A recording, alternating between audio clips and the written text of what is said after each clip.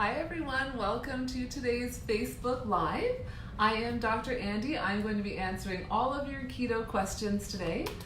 While we give people a chance to log on and join us, I'll just give you a little bit of background about me, who I am and about my practice, and then I am going to launch in and start answering all of your questions. So I am a naturopathic physician. I have been practicing in Toronto, Canada. It's a finally beautiful sunny day up here. We're finally moving into summer. I've been practicing in Toronto for over 10 years now. I have personally been keto for much longer than that, but my practice and the foundation of my practice really stands and sort of stems from keto. I've been with Prove It from the very beginning. I was at the very first Keto Academy, the very first keto event. Sort of sharing and educating, answering your questions, which as you know is something I love to do. And so essentially my background in practice was initially in sports medicine. I started with a focus on athletes. I was a dancer, personal trainer, practiced a lot of martial arts, and then slowly moved into focusing a bit more on hormonal balance, especially looking at things like insulin balance. And then I moved into metabolic nutrition, and again, since keto was something that was already part of my lifestyle, it was something I incorporated into the foundation of my practice. There are about 19 practitioners in our practice, and all of us function from a low-carb or keto standpoint. And so we all really use the ketogenic diet as a foundation as part of our protocols. So it's something that we all embrace. It's a very integrative clinic. All right, your questions are already coming in, so I'm going to get started. I'll start answering your questions. Oh, and a few comments about other people who were at the very first keto event. Yes, it was a great event, and it's actually been really incredible watching how the Prove It community has grown from that very first day. So it's really been a wonderful experience working with all of you since then. So let me launch in so I can see all of your questions coming in. So let's launch into that and let me get started. So the first question was intermittent fasting, and will taking ketones or your Keto-S, Keto-Net break your fast? So I do allow my patients to consume ketones during that fasting window. Essentially what's happening during that fasting window is we're trying to induce something called autophagy. And essentially that's a process that allows us to clear out or remove dead cells and allows our body to regenerate, create new cells. And one of the ways that we do that is by diminishing our insulin levels. High insulin levels will impede or inhibit that process of autophagy. So when we're fasting, we get that peak of a decline or a decrease in our insulin levels just around that 12-hour mark, and then that's where we move into extended fasting to see even greater declines in our insulin. So what we want to make sure we're doing in that fasting window is not spiking insulin and therefore impeding and breaking that fast and turning off that autophagy. So a lot of the benefits of intermittent fasting have been linked to the actual production of ketones. So I do allow my patients to have ketones during that fasting window because it's encouraging part of what it is that we're trying to do during that fasting period. Which again, and ketones will not spike or induce an insulin response, unlike sugar or glucose, it will do that. And fats won't do that either, so I also let my patients have MCT oil or their 143 in that window as well. So some questions about ketones and exercise and exercise performance. There's been a lot of really great research about ketogenic diet, exogenous ketones when it comes to performance. And what they've actually found is that ketones, beta-hydroxybutyrate, is actually a preferred or almost a better or superior fuel source to the body.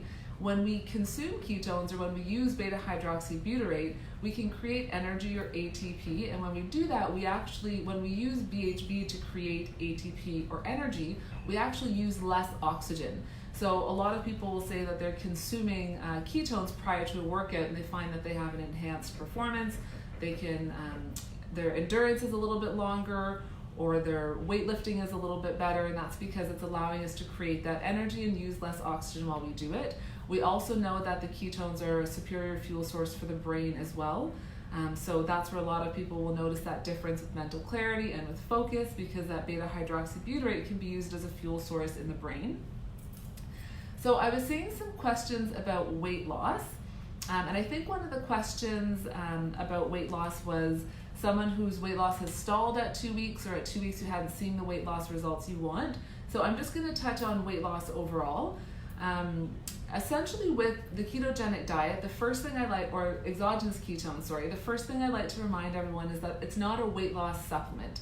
And the reason that we see fat loss, which is how I like to refer to it, the reason we see that fat loss is as a secondary benefit to what the ketones are actually doing in our system. And so we see changes in insulin sensitivity. It improves our insulin sensitivity. It decreases our blood glucose levels. We're seeing changes in our appetite, in our satiety, so our sense of being full. And we know that beta-hydroxybutyrate actually impacts our hormones, so leptin and ghrelin, the hormones that say I'm full or I'm hungry. So we'll see a lot of changes in food cravings and appetite, and then those changes in our insulin levels. We know insulin, I've talked about a fair bit today. So insulin is essentially a storage hormone. Our body releases insulin in response to glucose. And when our body has insulin, insulin says store fat. And so we want to store fat. It often goes right around the middle. And so essentially what we see as that secondary benefit of consuming ketones is fat loss. So what I say when it comes to fat loss is every person will experience weight loss in a different way.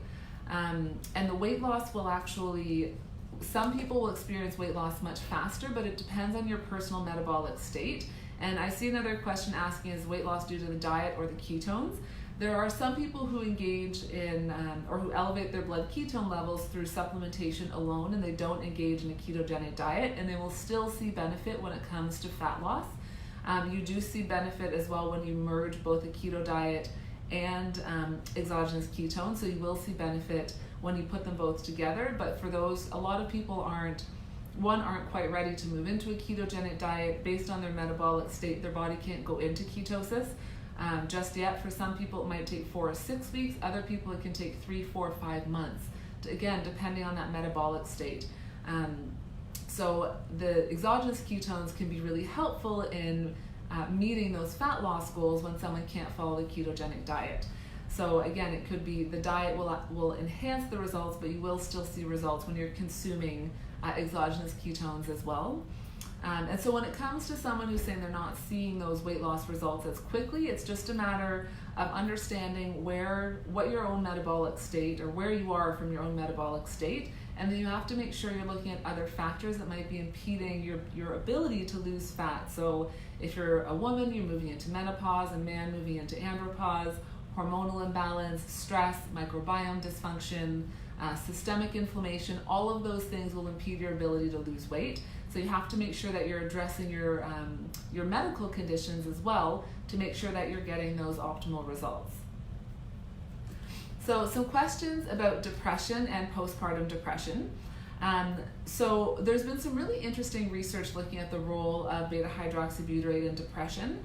And so what we're actually finding, and when it comes to postpartum depression, there are a few other factors involved though. So you have to make sure that you're getting a really full, a really comprehensive and a really full assessment.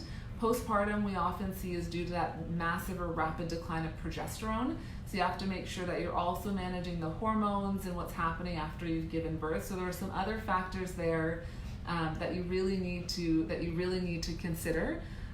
There are some other factors that need to be taken into account when it comes to postpartum depression, again with progesterone being one of the primary factors.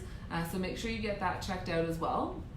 But from a mental health standpoint, there's some really interesting research looking at the role of beta-hydroxybutyrate and the neurotransmitters in our brain. So our neurotransmitters are just chemical messengers, so things like GABA or serotonin, and they actually modulate our sense of joy, our mood, again, our sense of calm. And what we've found is that beta-hydroxybutyrate can actually impact our production of neurotransmitters, specifically GABA. And GABA is a very calming neurotransmitter. It's very calming to the nervous system. And GABA is something that I also often use in those who suffer from anxiety and sometimes in depression as well. So there is some really interesting research in that space. Again, we can't say that that exogenous ketones are going to cure any medical condition that you have. So you do have to make sure that you work with your healthcare provider Make sure that that's right for you and that that's safe for you. But there is some research that showed that it could be beneficial, so there might be an option there if your providers say that that's the right thing for you to take. So kidney health, questions on kidney health and dialysis. So we get that question a lot, and that kind of ties into the question of, is this going to harm my kidneys? Is it going to harm my liver? And so the answer to that is, up to this point, we haven't seen any research to show that ketones are detrimental to the health of the kidneys or the liver, or that exogenous ketones are detrimental to the health either. There's actually some research that's shown that it could be beneficial to the function of liver, and there are some studies looking at those who are on dialysis who are following a ketogenic diet, and they have found that their outcomes are actually more positive when they're following a ketogenic diet on dialysis. So there might be benefit.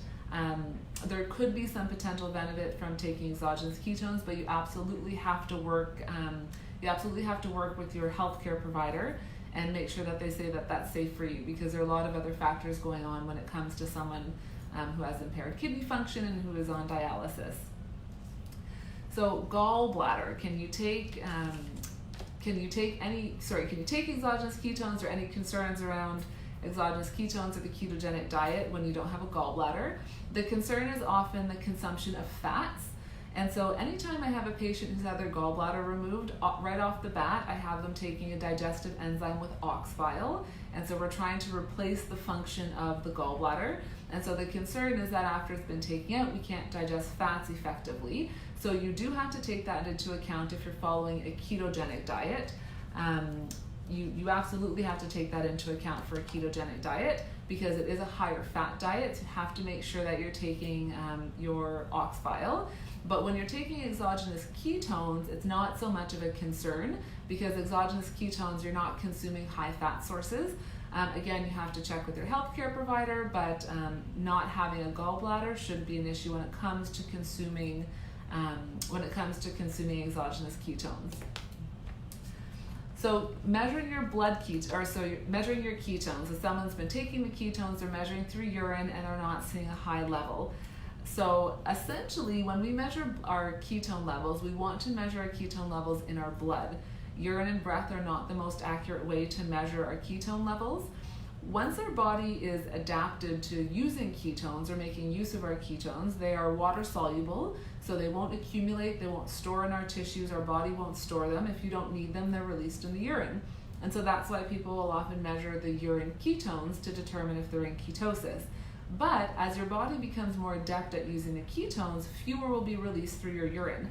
So if you're checking urinary ketones, you might feel that, or you might see that the score, or the range of ketones is a little bit low. That doesn't necessarily mean that you're not in ketosis. It could just mean your body's actually using the ketones that has been exposed to, that it's creating, or that it's been given. So you want to measure your blood ketone levels to really get an accurate reading if you're in nutritional ketosis or not. So absolutely, you should measure your blood and not your urine to get a better sense of if that's true or not. So can you do the reboot if you're sick? That's a great question. So the interesting thing about intermittent fasting and extended fasting is that there's been some research to show that it also can sort of reset our immune function in our immune system. So I would say it depends on the degree of illness. It depends on what it is you're suffering through, or if it's a flu, whatever that might be. Often when people are ill, they're not able to eat large amounts of food anyway. So for my patients, I'm okay if they, again, depending on what it is that they're dealing with or going through, I'm okay if they do a reboot if they're not feeling well. But you have to remember that is a bit of a stressor on the body when you're extended fasting in that way. So you have to make sure that your body is prepared and capable, of managing that stress. So that would be sort of on a case-by-case basis. But I do have patients that I have allowed to do the fasting while they're not feeling well, and there's no problem with that. So I'm getting some more questions about gallbladder. I just talked about that a little bit earlier. So just rewind a little bit after the video, and I have an answer on gallbladder. And some more thyroid questions. So I saw a little bit earlier a question about Hashimoto's. so autoimmune Hashimoto's. So I'll touch a little bit on Hashimoto's and thyroid. There's another thyroid question, so I'll touch a little bit on the thyroid question. So the first thing when it comes to Hashimoto's, we have to remember that's an autoimmune condition. We can develop an autoimmune condition at any point in our life. A lot of people will say we don't know what causes an autoimmune condition, why we develop autoimmune conditions, but I can pretty much pinpoint with all of my patients the exact stressful event that preceded the development or the onset of their sort of autoimmune condition. And so most people will know that there's a stressful event that leads up to that autoimmune condition development.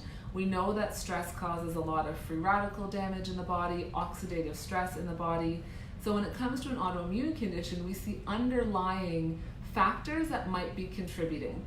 So the underlying factors that could be contributing are oxidative stress and the inflammation that stress causes on our body. We see mitochondrial dysfunction, and we see changes in what we call BDNF, which is a protein in the brain.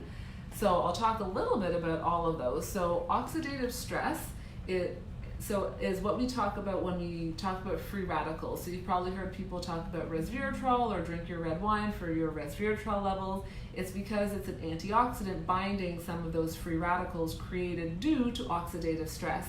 And those free radicals will move around the body and they damage cells, they damage our genes. So we want to make sure we're trying to combat that free radical damage that's happening due to high stress. And what we've actually found is that, or the studies are showing, is that beta-hydroxybutyrate is actually helpful in helping the body manage oxidative stress and sort of blunting that body's response to oxidative stress. It will also increase our glutathione levels, and glutathione is one of our primary antioxidants. We need our glutathione to help bind and manage those free radicals. So beta-hydroxybutyrate can actually improve that production of glutathione, which helps manage some of that free radical damage. We also see underlying mitochondrial dysfunction in autoimmune condition, and the mitochondria is kind of the generator of the cell. That's how our bodies make energy. We know that beta-hydroxybutyrate can increase or induce glutathione production, and glutathione is used in the mitochondria to help the body make energy. So we have two functions there. We are managing that oxidative stress and we're increasing that glutathione, and then we're optimizing the function of our mitochondria, which is where we actually create our energy. And the final thing on that is the BDNF, which is a protein in the brain that allows us to create new neuronal pathways in the brain. In the past, we thought, if we lose cells or we thought that we couldn't regenerate, we couldn't create new pathways in the brain. We know that that's not true. And there's a protein called BDNF that's highly associated with creating those new neuronal connections in the brain. And we find with autoimmune conditions, those who suffer from autoimmune conditions have low BDNF levels. So we actually measure BDNF, and there's a genetic component of BDNF. So we actually measure that to see if someone has low BDNF. And so when it comes to autoimmune, we try and optimize those underlying functions. So the BDNF, the mitochondria, and that free radical damage. So some more questions we're having about fasting. Can you have broth and still be in ketosis? Yes, absolutely. I encourage when people are fasting, when they're in nutritional ketosis, to absolutely continue to take that broth. We need those electrolytes and those minerals. Often the beta-hydroxybutyrate, the ketones, or the ketogenic diet can be a bit dehydrating. So we want to make sure that we're replenishing those nutrients. It causes us to lose water, so we can lose sodium or magnesium. So we want to make sure that we replenish those. So yes, absolutely, you can use broth. You can use broth during that fasting window. So ketones and menopause. Lots of questions about ketones and menopause that I'm seeing. So there's some really great information on the role of the ketogenic diet and exogenous ketones and hormones. Obviously, if you're moving into menopause, we're not going to be able to, we're obviously not replenishing hormones. The only way to do that is through hormone replacement. So as you're losing those hormones, though, people become symptomatic. So for menopausal women, what happens as those hormones change is you become insulin resistant. the body becomes overly stressed and we have a very high cortisol release. So we release extra cortisol, which also contributes to weight gain. And when it comes to the symptoms of menopause, women will talk a lot about hot flashes or night sweats. And my patients who are not menopausal, who suffer from adrenal fatigue, will suffer from those same symptoms. So those who are adrenal or chronic fatigue will have sweats during the day. They'll find that they're having night sweats as well. When you move into menopause, the function of your ovaries starts to decline, and then your adrenal glands have to take over the function of hormone production. So the adrenal glands now have to manage stress, and they're managing hormones. So often that component of, we often see that component of hot flashes related to the extra stress on the adrenal gland.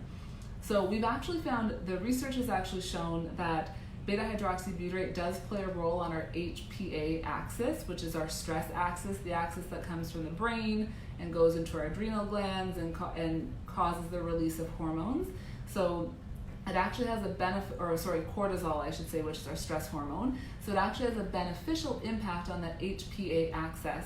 And when women move into menopause, where they spike cortisol, cortisol specifically causes storage. It's a storage hormone, so it'll cause fat storage, again, right around the middle. And then women are also becoming insulin resistant. And insulin, as I mentioned earlier, is also a storage hormone. And again, it's going to cause you to store fat right around the middle. And it's fat that isn't just under the skin, it's visceral fat that surrounds our organs.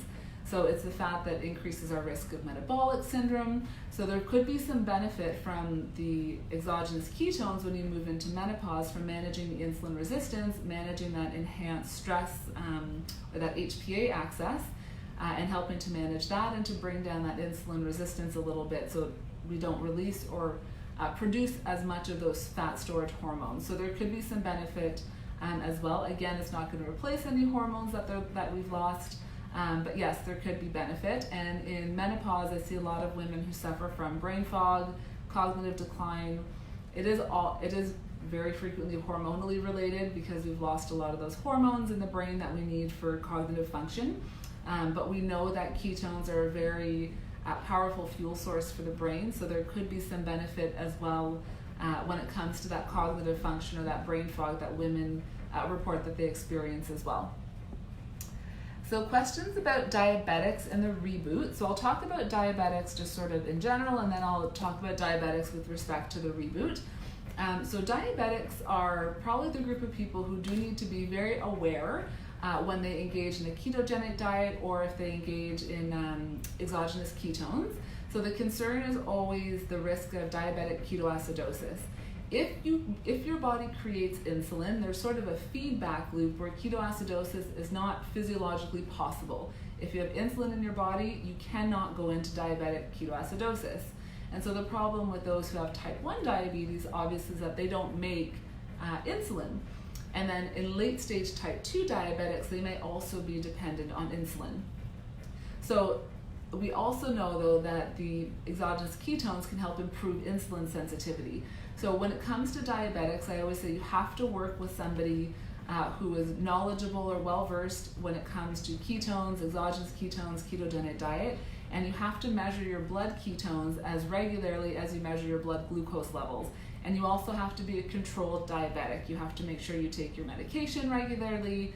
You have to make sure that you're very much on top of those things. So if somebody's not a controlled diabetic, I don't recommend that they do that until they've gotten that condition under control, and then to working with a healthcare provider who really knows what they're doing with respect to ketones and exogenous ketones. And then when it comes to the REBOOT, yes, I do allow my diabetic patients to engage in a REBOOT.